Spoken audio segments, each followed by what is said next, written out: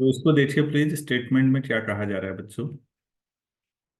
कोई power series है आपके पास sigma A N Z to the power N.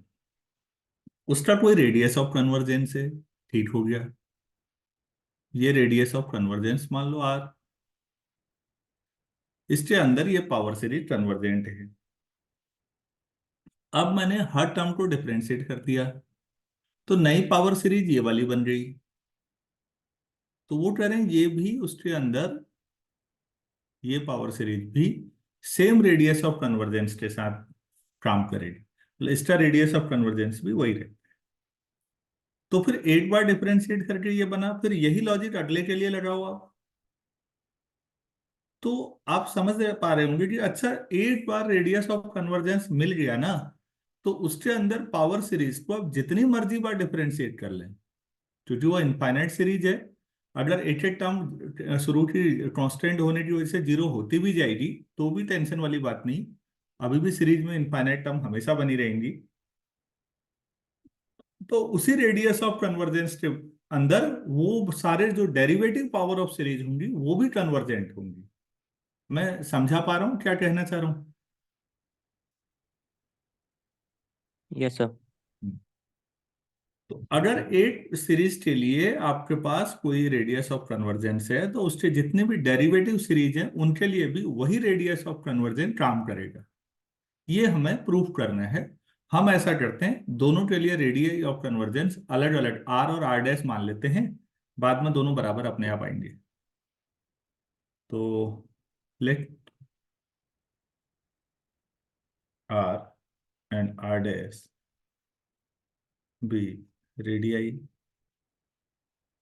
Of convergence of sigma a n z to the power n and sigma n a n z to the power n minus 1 respectively। ठीक होगी। Sir हाँ। Sir जैसे यहाँ पर ये series में जो आपकी सर जो जनरल टर्म है ना sir, a N z n, हाँ। सर इसका तो n minus one time differentiation हम कर सकते हैं ना सर, एन टाइम्स। सर तो जो हम इसका n minus one time differentiation करेंगे वो भी सर कन्वर्ज उसकी भी sir radius of convergence same होगी। हम्म। ठीक। तो मतलब इसके कितने भी करें। हाँ हाँ, क्योंकि आप ये लिख तो रहे हैं। मैं तो इतना लिखता हूँ नॉर्मली। इसका मतलब प्रियांशु ये हुआ ना बेटा। हाँ सर। हाँ। N one. मैं खाली ऐसे लिख देता हूँ समय बचाने के लिए। मीनिंग ये हुआ। ठीक है। अच्छा सर, सर तो मतलब इसके और इनफाइनाइट इसमें जब डिफरेंशिएशन बाद वाले में हम। एन वन से इंफिनिटी जाएगा, हाँ जीरो से नहीं जाएगा, क्योंकि एन अगर जीरो रखोगे तो जेड डिनोमिनेटर में आ जाएगा। हाँ। फिर वो पावर सीरीज नहीं रहेगी। पावर सीरीज का मतलब समझिएगा सामान्य शब्दों में, जेड नीचे नहीं आना है, ध्यान रखना है। Yes sir. हाँ, तो अभी जो डाउट आपके दिमाग में है क्या क्लियर हो पाया, या और कोई है तो बोलिएगा। सर नहीं, कहने का मतलब ये था ना सर, हम्म। अगर हम इसी का ही अगर हम इनफाइनाइट टाइम करेंगे डिफरेंशिएशन, तो जो इनफाइनाइट टाइम करके सर जो आएगा रेडियस ऑफ कन्वर्जन सर वो भी सेम ही होगा जो उसका पहले हाँ, आ रहा था। तब भी टर्म्स इनफाइनाइट बची रहेंगी ना, हमेशा ये माना जाता है। हाँ सर। क्योंकि इनफाइनाइट मतलब क्या, आप समझ रहे हैं ना। टर्म्स इनफाइनाइट हैं सीरीज में। अब वो हाँ सर। इनफाइनाइट दो तरह से हम डिफाइन करते हैं, आप काउंटेबली इनफाइनाइट और अनकाउंटेबल। मामला अनकाउंटेबल, वहां यस सर। फंसेगा फिर। डेरिवेटिव तो काउंटेबल में ही आएंगे ना। पहला हाँ सर। डेरिवेटिव, दूसरा डेरिवेटिव, तीसरा डेरिवेटिव, ये तो काउंटेबल आ जाएगा ना नेचुरल नंबर के साथ। Yes sir. हम्म। सर हाँ सर, ये तो काउंटेबल आएगा।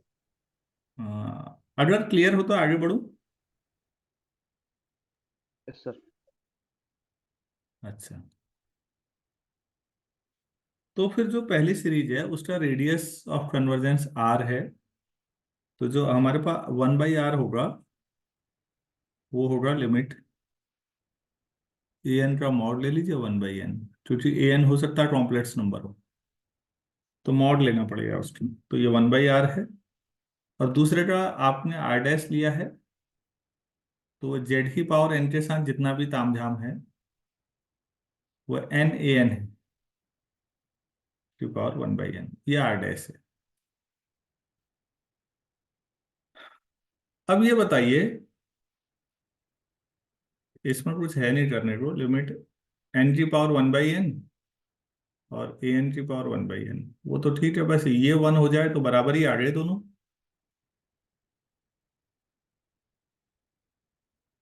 हम्म, क्यों भाई? r और r डैश यस बराबर सर। आ जाएंगे अगर ये n की पावर 1/n 1 हो गया तो limit n tending to yes sir. Infinity n to the power 1/n। Suppose ये y मान लो, लॉग ले लो, तो log n upon n, n tending to infinity equal to log of y। ये इंफिनिटी अपॉन इंफिनिटी है, L'Hospital rule लग जाएगा इसमें बच्चों, ये infinity yes log sir. Infinity infinity होता है, ये इन्फिनिटी अपॉन इन्फिनिटी फॉर्म है। टीएल हॉस्पिटल रूल दो ही फॉर्मेट में लगता है, या तो 0/0 हो या इन्फिनिटी अपॉन इन्फिनिटी हो। ये बात भी मैं कम से कम 8 दर्जन बार तो बता ही चुका हूँ तुम्हें। तो यार लॉग एन का डिफरेंशिएशन 1/n और एन का 1। अब एन इन्फिनिटी रखोगे 0 ही आएगा, तो y हो जाएगा e⁻0, मतलब 1। y का मतलब ही समझिए आप क्या था, ये था। तो लॉग एन 1/n हो, तो बाकी देख लो r और 1/r और 1/r डैश बराबर हो गए नहीं हुए? Yes sir.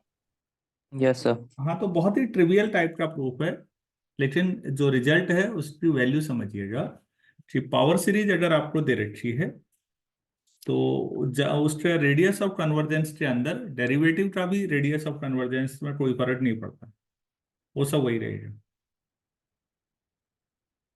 अच्छा, कुछ सवाल इस दौरान अभी पिछले लेक्चर में मैंने 2 सवाल दिए थे, वो हो गए थे आप लोगों से? Yes sir. यस सर होगी।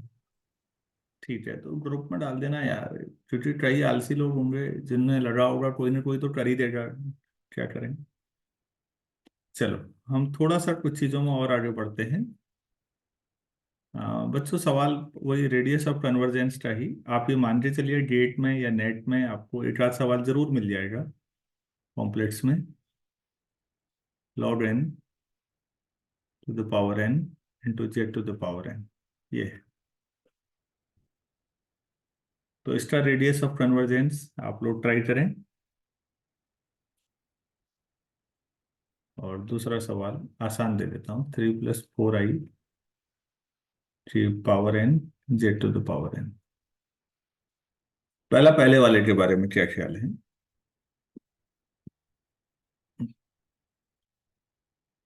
1/r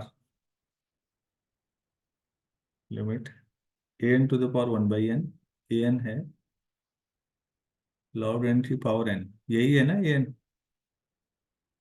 की पावर 1/n, तो खाली लॉग n बचेगा।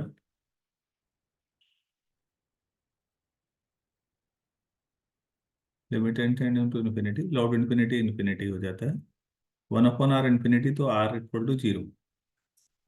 ये r = 0 क्या मतलब हुआ?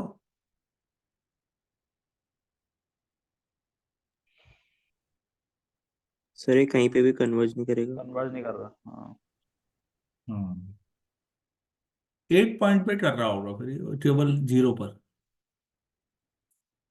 z-0 है ना, z = 0 पर तो सीरीज कन्वर्ज करेगी ना।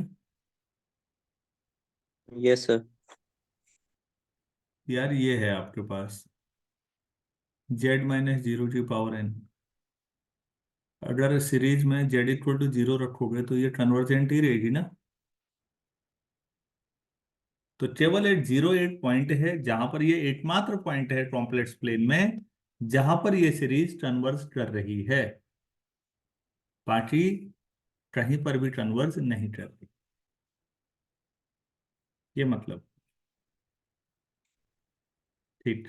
अब दूसरे में तो थोड़ा कुछ नया मिला, इसलिए मैंने दे दिया था, क्योंकि अभी तक रेडियस आ जा रहा था हर बार, अब जीरो आ गया रेडियस। अगले में एन आपके पास इतना है। सर मॉडुलस लेंगे इसमें। हाँ, एन जो है वो 3 + 4i⁴ है। तो पहले एन मॉड ले लेंगे।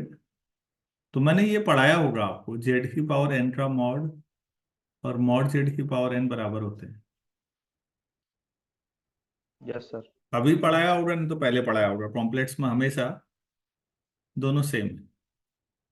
तो फिर मॉड ऑफ 3 + 4i⁴n उतना ही होगा, तो ये √3² + 4² हो जाएगा। तो वो 5 to the power n आ जाएगा। अब अगर आप मॉड an⁴1/n करेंगे तो वो 5 मिलेगा। अब लिमिट लगा के भी कुछ नहीं होना, वो 1/r है। तो r जो हो जाएगा इस बार वो 1/5 या 0.2 आ जाएगा। इसका मतलब है ओरिजिन के चारों तरफ इस रेडियस का एक ओपन सर्कल बनाइए, ओपन सेट सर्कुलर फॉर्म में। उसके अंदर हर जगह पर ये फंक्शन एनालिटिक होगा, बाकी जगह नहीं। उम्मीद है आप लोगों को समझ में आ रहा होगा कि अच्छा, ये तो आसानी है। पावर सीरीज बहुत आसान चैप्टर हुआ, उसके इंपॉर्टेंस समझनी है। नेक्स्ट क्वेश्चन है z/2 + 1325 z² + 135258 z³ + and so, इस तरह ये निकालना है। तो मुझे आप जनरल टर्म बता सकते हैं इसकी?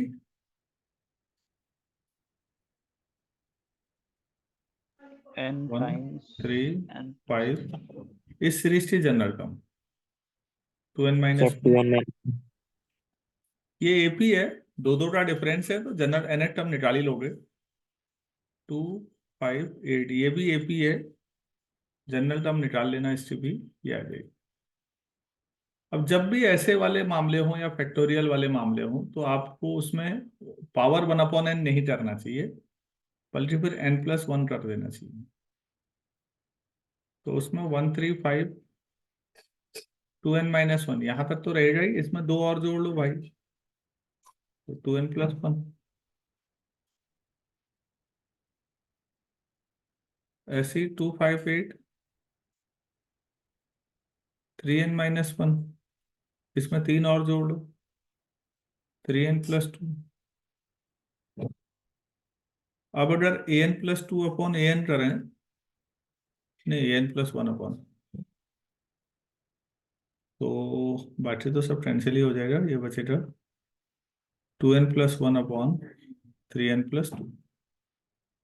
लिमिट लगा लीजिए एन, क्योंकि मॉड लगा के कुछ नहीं होना, तो एन कॉमन 2/3 आ जाएगा। ये 1/r है, तो r 3/2 आना चाहिए इसमें। तो ये इसका रेडियस ऑफ कन्वर्जेंस है बच्चों। इस तरह से क्वेश्चन सॉल्व करने हैं रेडियस ऑफ कन्वर्जेंस के। अब वो तो आप लोग ही करोगे जितनी मेहनत करेंगे आप। रेडियस ऑफ कन्वर्जेंस पे आपको जहां से भी मिलता है मैटर उठाइए और करिए उसमें सवाल।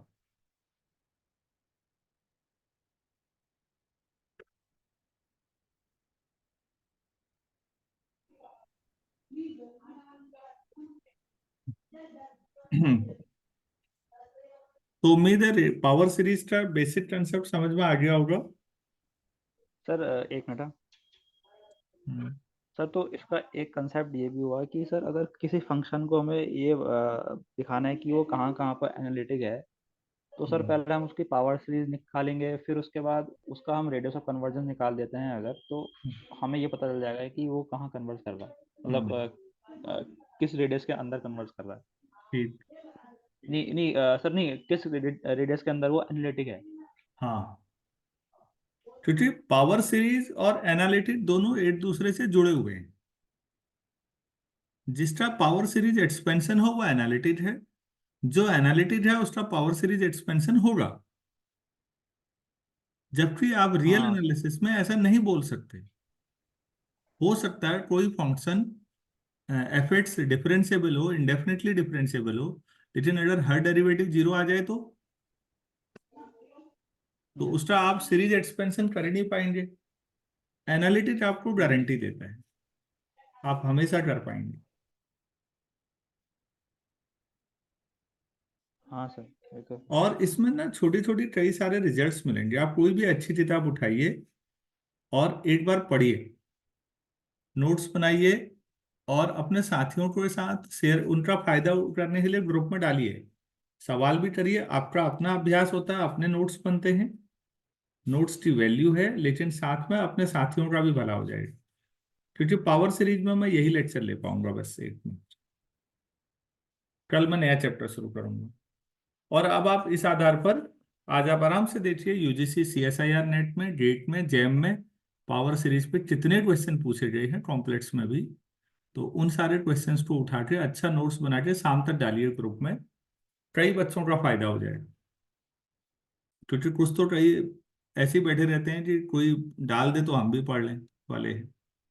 कर देना, आपका फायदा है उसमें, आपकी समझ बढ़ेगी। जल्दी में कई पॉइंट मेरे छूटे होंगे, आपकी समझ और अच्छी होगी, और हो सकता है आप हम मुझे भी सुधार दें कई जगह। तो ऐसा देखिएगा। हाँ, चलो ठीक है यस बच्चों, सर। आज यस सर। इतना ही करते हैं। Thank you.